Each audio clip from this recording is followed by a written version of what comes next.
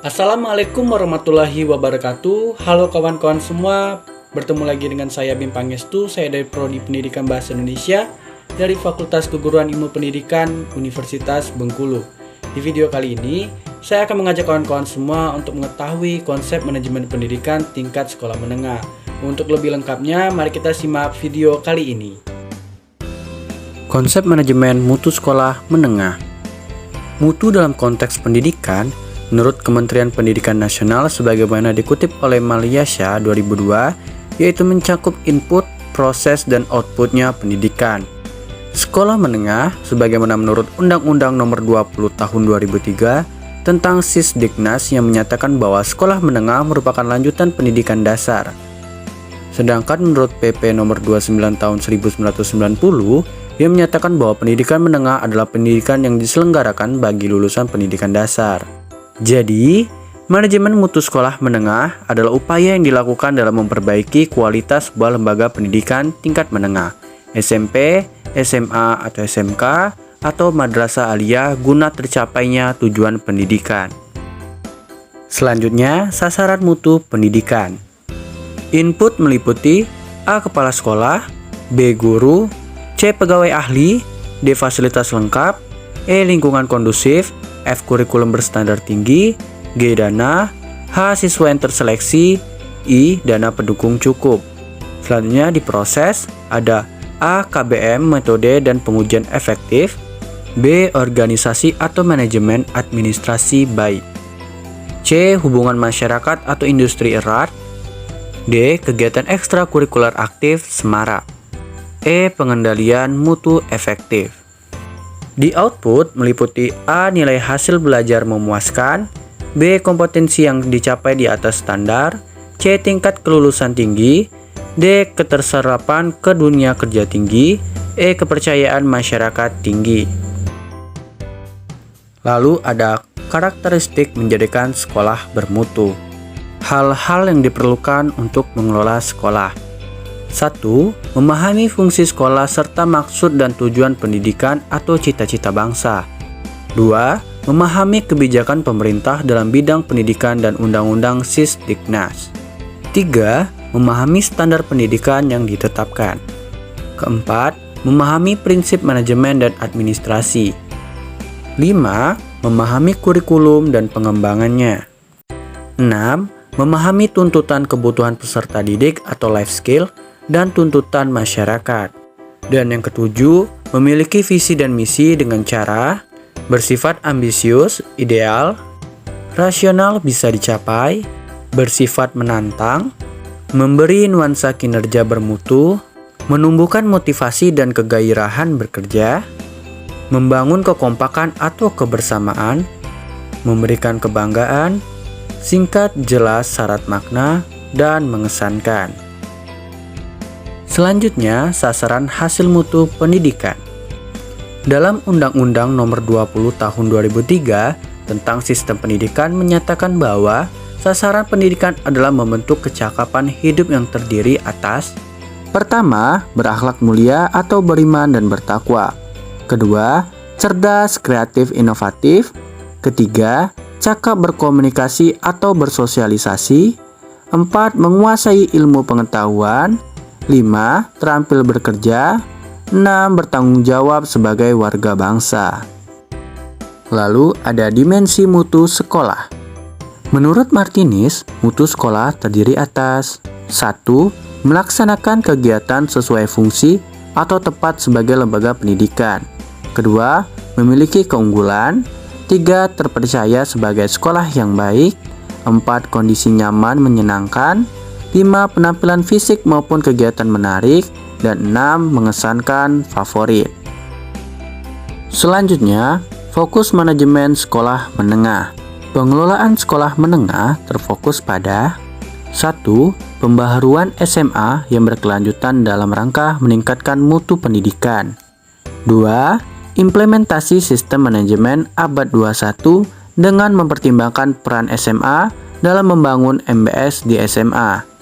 3. Implementasi sistem manajemen SMA dalam kerangka konsep balance scorecard dengan melakukan sinkronisasi terhadap MBS. 4. Implementasi sistem manajemen SMA dalam kerangka good governance.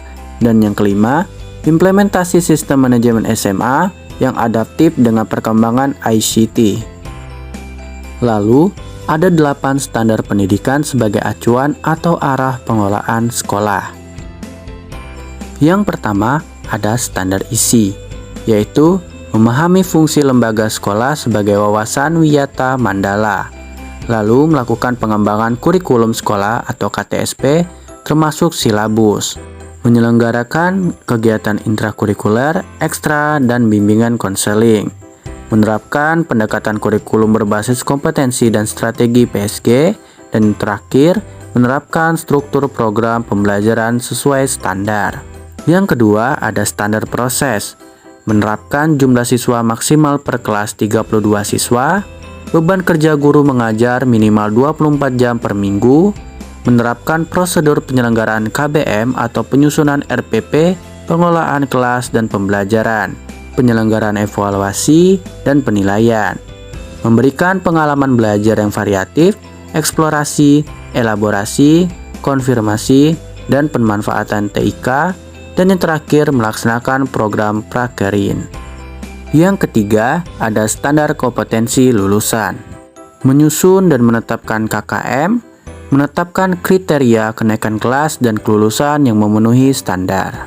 Mengembangkan kecakapan hidup, mengembangkan kemampuan berkreasi atau berkarya, kemampuan menggali informasi, dan yang terakhir, mengembangkan sikap santun, etika, estetika, disiplin, sportif, dan percaya diri. Lalu yang keempat ada standar pendidik dan tenaga kependidikan.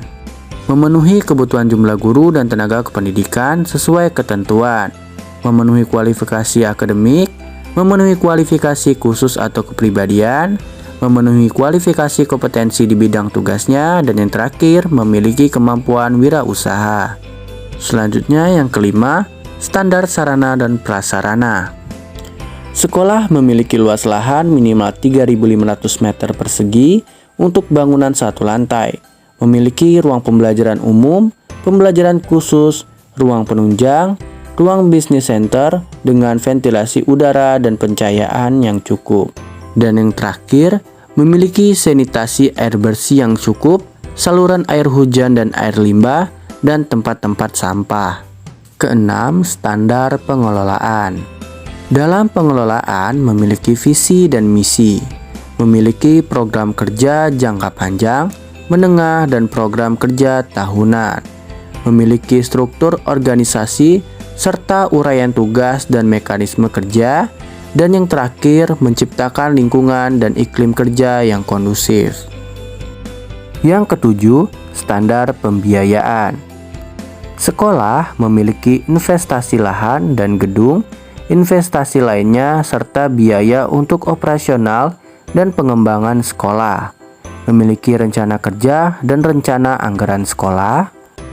Pengelolaan dana masyarakat dilakukan transparan, efisien, akuntabel, dan yang terakhir, buku catatan pengelolaan yang lengkap, serta pelaporan pertanggungjawaban. Yang kedelapan, standar penilaian pendidikan. Sekolah melaksanakan penilaian hasil belajar dengan pelaksanaan tes, ulangan, atau ujian sesuai standar operasional prosedur. Sekolah menginformasikan secara jelas kepada para siswa tentang kompetensi yang hendak dicapai serta segala rancangan dan kriteria penilaiannya. Alat dan teknik penilaian disesuaikan dengan karakteristik mata pelajaran serta mengacu pada indikator pencapaian kompetensi. Melaksanakan penilaian afeksi untuk menilai sikap atau akhlak dan kepribadian. Melaksanakan penilaian afeksi untuk menilai sikap, akhlak, dan kepribadian. Melaksanakan program remedial. Pelaksanaan uji kompetensi dengan melibatkan unsur DU, DI, dan yang terakhir, sekolah menetapkan kriteria kenaikan kelas atau kelulusan. Nah, itulah pembahasan tentang mengenai konsep manajemen pendidikan tingkat sekolah menengah. Semoga ilmu ini dapat bermanfaat untuk kita semua. Saya akhiri, wassalamualaikum warahmatullahi wabarakatuh.